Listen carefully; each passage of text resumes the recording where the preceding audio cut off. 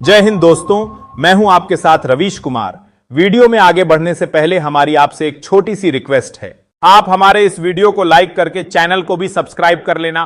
Comment में यह जरूर बताएं कि आप हमारी यह वीडियो दुनिया के कौन से कोने से देख रहे हो। क्या आपने वो खबर सुनी जिसने योगी आदित्यनाथ की मुश्किलें बढ़ा दी है? दरअसल उत्तर प्रदेश से जुड़ी एक अहम खबर ने राजनीतिक गलियारों में हलचल पैदा कर दी है। एक चिट्ठी जो भारत सरकार के वित्त मंत्रालय की ओर से भेजी गई बताई जा रही है, उसने मुख्यमंत्री योगी आदित्यनाथ की सरकार के सूचना विभाग पर कई सवाल खड़े कर दिए हैं। इस पत्र में उत्तर प्रदेश सरकार के सूचना विभाग से जुड़े दो प्रमुख अधिकारियों, एक पूर्व सूचना निदेशक और एक मीडिया सलाहकार के नाम का उल्लेख किया गया है। रिपोर्ट्स के मुताबिक इन दोनों पर आरोप हैं कि इन्होंने पद का दुरुपयोग करते हुए कुछ निजी कंपनियों को लाभ पहुंचाया और सरकारी योजनाओं के प्रचार प्रसार में अनियमितताएं की गईं। बताया जा रहा है कि यह चिट्ठी 25 मार्च को लिखी गई थी और इसके कुछ हफ्तों बाद अप्रैल में एक अधिकारी को पद से हटा दिया गया। हालांकि यह जानकारी मीडिया के जरिए अब सामने आई है। सवाल यह भी उठ रहा है कि अगर मामला पहले से गंभीर था तो इसे इतने समय तक सार्वजनिक क्यों नहीं किया गया? फाइनेंस मिनिस्ट्री की ओर से भेजी गई इस चिट्ठी में यह भी सुझाव दिया गया है कि मामले की जांच लोकायुक्त के अलावा आयकर विभाग और सीबीडीटी जैसी संस्थाएं करें। एक वकील की शिकायत के बाद यह प्रक्रिया शुरू हुई और इससे पूरे प्रशासनिक ढांचे पर सवाल उठने लगे हैं। इन अधिकारियों के बारे में कहा जा रहा है कि इन्होंने सरकार की योजनाओं की ब्रांडिंग के नाम पर करोड़ों रुपए खर्च किए और कुछ कंपनियों को बिना उचित प्रक्रिया के काम सौंपा गया। यह भी आरोप है कि कुछ मामलों में फर्जी कंपनियों से बिल पास कराए गए। लेकिन मामला यहीं तक सीमित नहीं है। अब यह चर्चा भी शुरू हो गई है कि मुख्यमंत्री को इस पूरे मामले की जानकारी थी या नहीं। अगर थी तो क्या कोई कार्रवाई क्यों नहीं हुई? और अगर जानकारी नहीं थी तो क्या इसका मतलब यह है कि सिस्टम में कहीं ना कहीं गंभीर चूक हुई? राजनीतिक विश्लेषकों के मुताबिक यह मामला अब केवल अधिकारियों की जवाबदेही का नहीं रह गया है, क्योंकि जिन अफसरों के नाम सामने आ रहे हैं वे मुख्यमंत्री के बेहद करीबी माने जाते हैं। ऐसे में जाहिर है कि विपक्ष भी इस पर सवाल उठा रहा है कि क्या मुख्यमंत्री की छवि को सजाने के नाम पर सत्ता के गलियारों में कोई बड़ा खेल चला?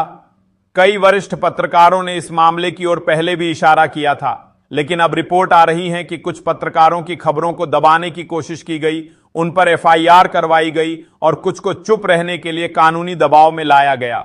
अब वही पत्रकार खुलकर बोल रहे हैं और कह रहे हैं कि इस पूरे मामले में पारदर्शिता होनी चाहिए। मुख्यमंत्री योगी आदित्यनाथ की सरकार के लिए यह घटना एक चुनौती बनकर सामने आई है।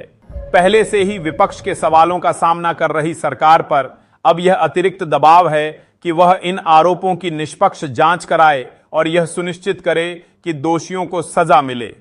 गृह मंत्री अमित शाह ने हाल ही में उत्तर प्रदेश के दौरे में मुख्यमंत्री की सराहना की थी, लेकिन कुछ ही दिन बाद जब यह चिट्ठी सामने आई तो यह सवाल भी खड़े हुए कि क्या पार्टी नेतृत्व को इन मामलों की जानकारी थी? क्या राज्य और केंद्र के बीच इस विषय पर कोई संवाद हुआ था? कुछ सूत्र यह भी बता रहे हैं कि पार्टी हाईकमान अब इस मामले को गंभीरता से ले रहा है और जल्दी ही कोई बड़ा राजनीतिक संदेश दिया जा सकता है। भारतीय जनता पार्टी की रणनीति रही है कि जब कोई राज्य सरकार विवाद में आती है तो नेतृत्व में बदलाव के संकेत दिए जाते हैं। इस बीच यह भी रिपोर्ट किया गया है कि सूचना विभाग ने कई बार ऐसी तस्वीरें प्रचारित की जो वास्तव में दूसरे राज्यों की योजनाओं से ली गई थीं और उन्हें उत्तर प्रदेश की योजनाओं के तौर पर पेश किया गया। ऐसे में जनता का भरोसा और सरकार की विश्वसनीयता दोनों ही प्रभावित हो सकते हैं। फिलहाल जो माहौल बन रहा है उसमें यह साफ है कि इस मामले की जांच केवल कुछ अधिकारियों तक सीमित नहीं रह सकती। जब तक जिम्मेदारी की पूरी परतें उजागर नहीं होती तब तक जनता के मन में सवाल बने रहेंगे।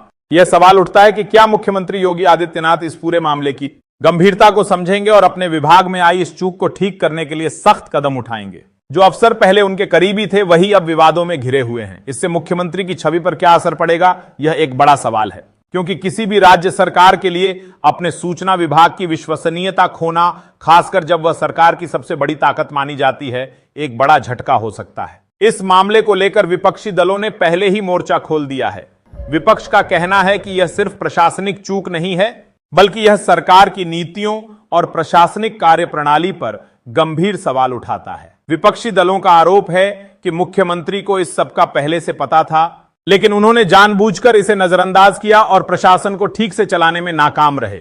अभी तक की जानकारी के अनुसार यह मामला राज्य स्तर से निकलकर अब दिल्ली तक पहुंच चुका है।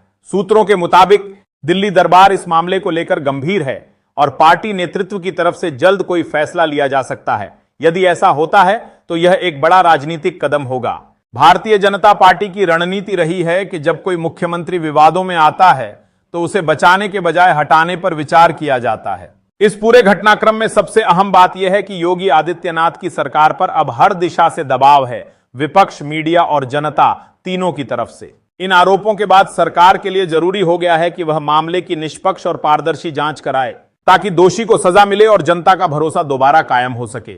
यह केवल अधिकारियों की जांच का नहीं, बल्कि मुख्यमंत्री की सीधी जिम्मेदारी का मामला बन चुका है। आने वाले दिनों में अगर कोई बड़ा बदलाव होता है तो वह इसी चिट्ठी से जुड़ी घटनाओं का नतीजा होगा। अब देखना होगा कि योगी आदित्यनाथ इस संकट से कैसे निपटते हैं। क्या दोषियों पर कार्रवाई होती है या मामला दबा दिया जाता है?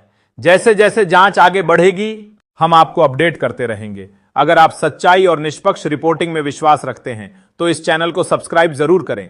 धन्यवाद।